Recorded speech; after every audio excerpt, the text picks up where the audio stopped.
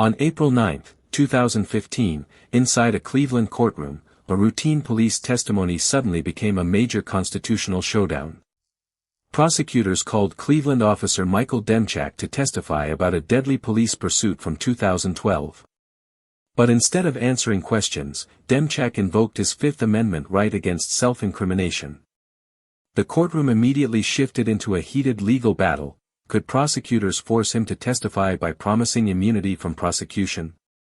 What followed became a tense debate over the limits of constitutional rights, and whether the government could compel a police officer to speak. Hold on one second. Thank you, Mr. Gutierrez. Thank you, Judge. Sir, could you please state your full name and spell your last name for the record? Yes, Michael Demchak. He's Dan, E-M-C-H-A-K. Are you employed, sir? Yes, I am. And with whom? The City of Cleveland. And in what capacity? I work for the Division of Police as a 3rd District Vice Officer. How long have you been a police officer? In November, it'll be 33 years. Were you working on the night of November 29, 2012? Yes, I was. Okay. And sir, and what district were you in? 3rd District. Okay. And who were you with? What was your shift? I was working, I believe it was 6 at night to 2 in the morning. And who were you with? My partner was Detective Aaron O'Donnell. Okay. There come a point in time where you were involved in a pursuit. On advice of my counsel, I am invoking my rights to remain silent. Judge, we believe at this point in time that the witness is not entitled to plead the Fifth Amendment because his testimony will not incriminate himself. And it's the state's position, Your Honor, that at this point in time, this is exactly what the state has been talking about, the blue wall. That this individual will not come testify. He's a police officer. His loyalty should be the citizens of this. Well, are you saying, though, like you did in your brief, that he does not have a constitutional right to, and I'm talking about the factual or legal basis in this case. Are you saying, like you did in your brief, that he doesn't have a constitutional right to, against compelled testimony? No, Your Honor. Absolutely not. You said that in your brief, I'll tell you that. Well, Jim. Your Honor, we never said that. He absolutely has a right to assert his Fifth Amendment right. But once he does that in the courtroom, it is up to the court to decide if he has a real and appreciable reason, not just an imaginary fear of possible self-incrimination. Our argument has always been in that brief that he does not have a real and appreciable fear. His testimony will not self-incriminate himself. We have said that he's not going to be charged. Our experts say there's nothing to charge him with. And on top of that, we've seen his internal, aka Garrity statements, so we, as our office, cannot bring charges against him. If you give me a moment, I'm looking for your brief, so if you'll hold on, Mr. Gutierrez. Your Honor, if I may, I would just like to object to Mr. Gutierrez's remarks and move that they be stricken relative to Blue Wall and this production that he engaged in and setting up this argument in the midst of this trial. With Officer Demchak refusing to testify, the trial turns into a constitutional battle. Prosecutors argue he has no valid reason to remain silent because they do not plan to charge him. But the defense insists that a prosecutor's promise cannot erase Fifth Amendment protections. Now, the judge must decide whether forcing Demchak to testify would violate his constitutional rights. Your Honor, he took the fifth of the grand jury, and you're well aware of that. And that would mean we would know he was going to do it again here and not cooperate. And that's why we filed many motions, actually, and notices to this court on how this process should be carried out during the trial. I can't remember if there's been reference in testimony so far to the evidence that doesn't come from this witness about where he was. Was he in the Charger, the gray, at least the gray on the model here, unmarked Charger? No, Judge. He was up here with his partner. He's parked up here. In what car? No. He did. He was parked up here, Your Honor, on this hill. In what car? I believe it was I'm not sure. I think it was an unmarked car. I can't remember then. to be candid with you, whether I recall this from evidence that has been given here at trial or from what I've read pre-trial. But the point is, there is evidence from a source other than this witness that he basically was in this parking lot and that he fired his gun, right?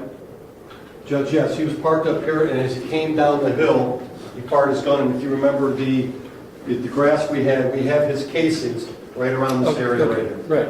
And I knew there was evidence in the trial to the effect that this witness was present and fired his gun. Correct. How is he situated any bit differently than Michael Breland? And I don't mean at the scene. I mean as a legal and factual matter. He was there. He shot his, as far as you know, as far as you can tell, with evidence not coming from him, not coming from the witness himself, he shot his gun towards his car with the people in it, right? Correct. How is he then, other than perhaps the weight of the evidence, situated any differently than Michael Breland? Let's go through your arguments one at a time, because you have four of them. The first is basically that you say, I told him he won't be charged. I don't want to get into whether I or anyone in this courtroom trusts all of you, meaning the prosecution. But is that really enough for a witness to say, for a court to say this witness can be compelled to testify? Well, it's a matter of law. You've read our expert reports from Phil Bogdanov. That's the second thing. I'm asking about your promise, basically. We won't charge you. Well, we've reviewed. How enforceable is that, is what I'm asking. We've reviewed his internal Garrity statements. No, and we cannot. Here's the thing. If you don't mind, Mr. Chalupka, I'd like to go one by one with the arguments, if you don't mind. How enforceable is this promise, hey, I'm not going to charge you no matter what you say? I mean, we're not going to charge him. I mean, we've stated that to letters. I mean, You're not going to answer the question, am I right? So, it's not enforceable. Moving on. It is true, and I agree with your second point, because I've seen these reports, that Bogdanov and Katsaris don't believe that this witness can be charged with a crime. So what? Well, we base on their determinations, and that was in our decisions. On top of that, we presented all the evidence to the grand jury, and the grand jury did not return an indictment. Nor do we ask for there to be an indictment. I have other cases pending where you've re-presented to a grand jury the same evidence. So 1 and 2 are sort of based on, 2 is kind of based on 1.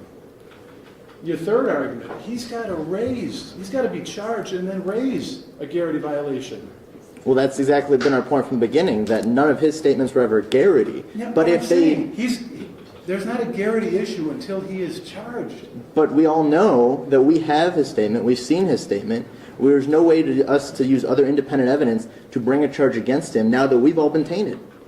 So you're saying, again, we have to rely on your word that, hey, we know we're precluded by Garrity from charging this guy, so we're not going to charge him. Correct. So it's your word again. Correct.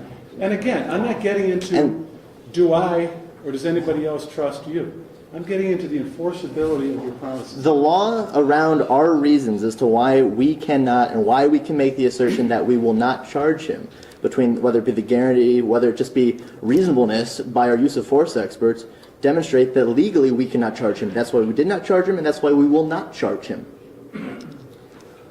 But you can. We do not, under the law, we cannot. You're telling me that you are prohibited by some law, under the circumstances currently in existence, from going to a grand jury tomorrow Tennessee and versus seeking an Garner. indictment against him. If we brought this facts, which the grand jury has already seen, involving Detective Demchek, Tennessee versus Garner, Palmoff versus Rickard, it all shows that we cannot indict him because our experts and our office have determined legally that he acted reasonably on that night. Then give him immunity. The judge now focuses on a critical question. Does a prosecutor's promise not to charge the officer provide the same protection as formal immunity?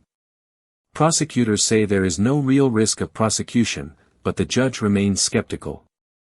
The issue is no longer about the officer's testimony, it's about whether the Constitution allows the court to compel him to speak.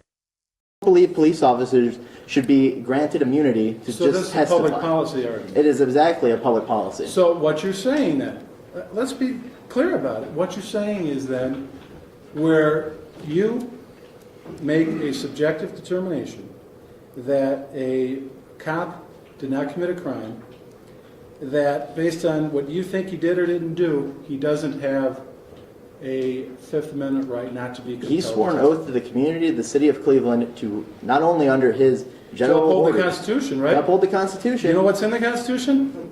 The same amendment we're talking about. But he doesn't have a right. He just doesn't have a real and appreciable right to, or a reason to assert that. And that's all the law says, and that's what our briefs have argued. His appreciable right is sitting in a white shirt and a striped tie right He over has an appreciable right. He's in basically the same position, except clearly some of the evidence about him is going to be different than it is about Michael Brewer. If his testimony will not incriminate him, which legally it will not, then he doesn't have a right to assert his Fifth Amendment. That's just not true. And for the reason that I mentioned, and I'm sorry if I seem to be brusque, but you're asking a witness to rely on your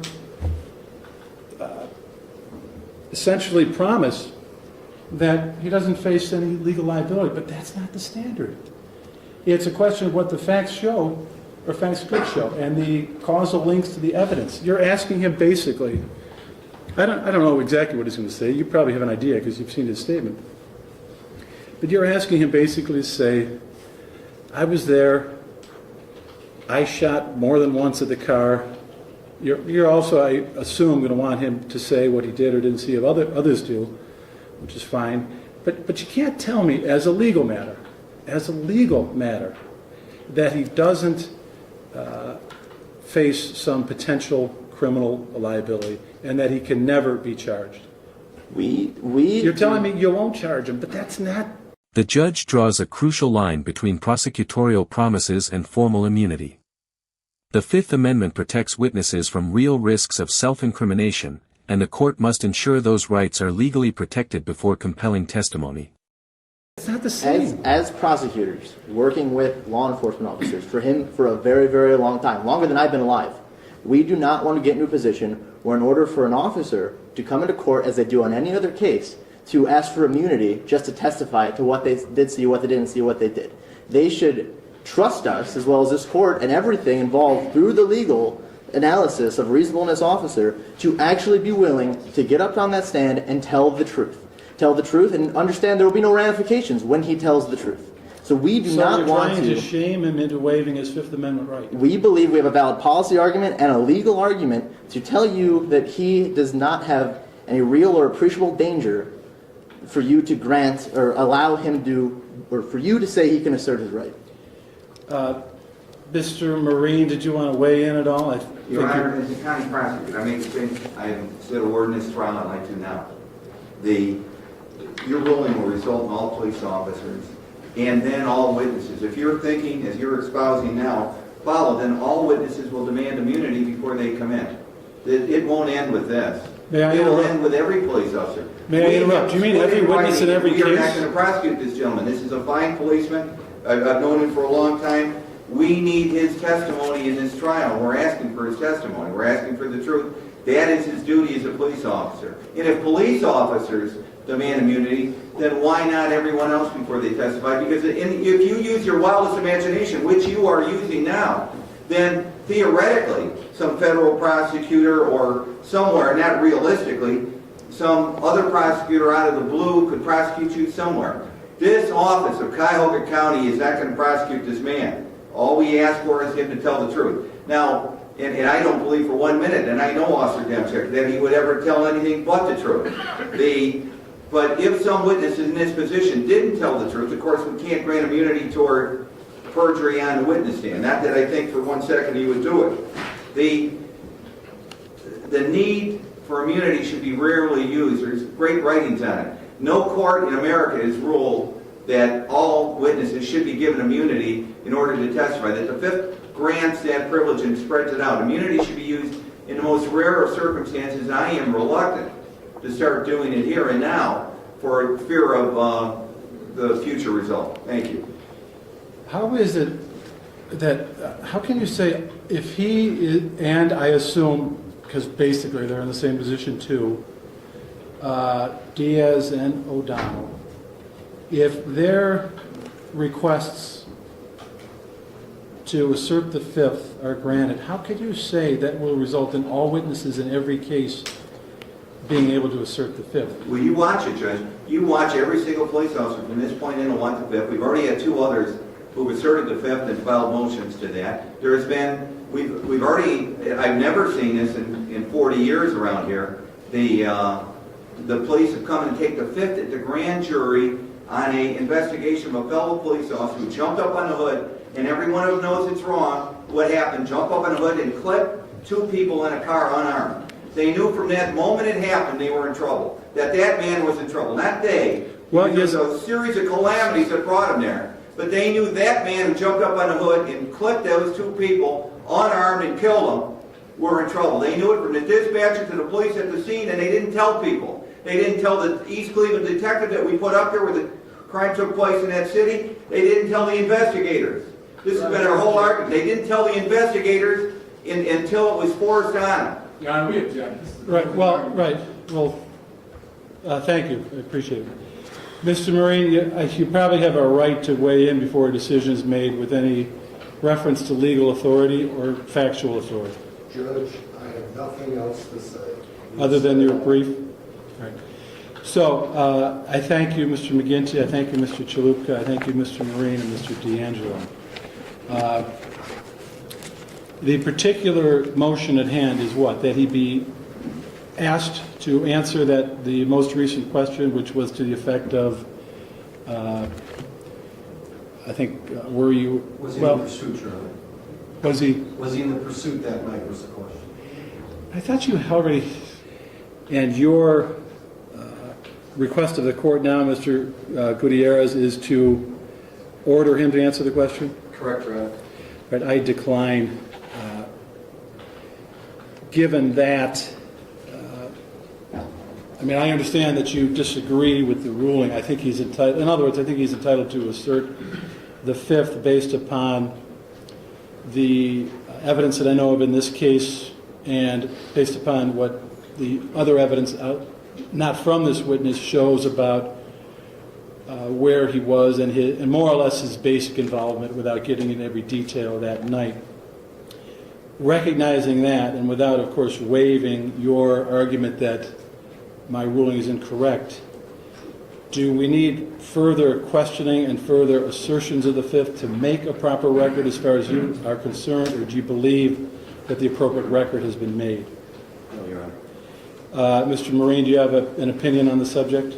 No, I think my client's made it very clear that anything that touches upon the subject matter of this case, he's going to invoke his right to remain silent, and I would appreciate if you would accept that representation as being the representation that will just continue in nature with any question that is asked of him on the Cuyahoga County process.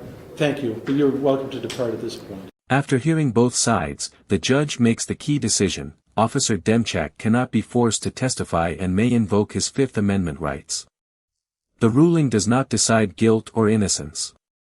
Instead, it addresses whether a prosecutor's promise not to file charges is enough to override a constitutional protection. The judge concludes that such an assurance is not the same as formal immunity, reinforcing the importance of constitutional safeguards. This hearing ends with that decision, leaving the broader trial's final outcome outside the scope of this proceeding. If you found this case interesting, like, comment, and subscribe for more courtroom stories.